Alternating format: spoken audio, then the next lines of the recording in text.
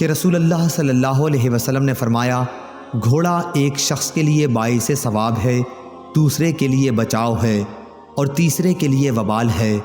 جس کے لیے گھوڑا اجر و ثواب ہے وہ شخص ہے جو اللہ کی راہ کے لیے اس کو پالے، وہ اسے کسی ہریالے میدان میں باندھے۔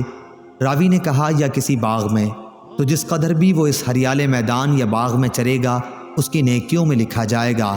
اگر اتفاق سے اس کی رسی ٹوٹ گئی اور گھوڑا 1 یا 2 مرتبہ آگے کے پاؤں اٹھا کر کودا تو اس کے آثار قدم اور لید بھی مالک کی نیکیوں میں لکھے جائیں گے۔ اور اگر وہ گھوڑا کسی ندی سے گزرے اور اس کا پانی پیے، خواہ مالک نے اسے پلانے کا ارادہ نہ کیا ہو تو بھی یہ اس کی نیکیوں میں لکھا جائے گا۔ تو اس نیت سے پالا جانے والا گھوڑا انہی وجوہ سے باعث ثواب ہے۔ دوسرا شخص وہ ہے جو لوگوں سے بے نیاز رہنے اور ان کے سامنے دستے سوال بڑھانے سے بچنے کے لیے گھوڑا پالے، پھر اس کی گردن اور اس کی پیٹھ کے سلسلے میں اللہ تعالیٰ کے حق کو بھی فراموش نہ کرے، تو یہ گھوڑا اپنے مالک کے لیے پردہ ہے۔ تیسرا شخص وہ ہے جو گھوڑے کو فخر، دکھاوے اور مسلمانوں کی دشمنی میں پالے، تو یہ گھوڑا اس کے لیے وبال ہے۔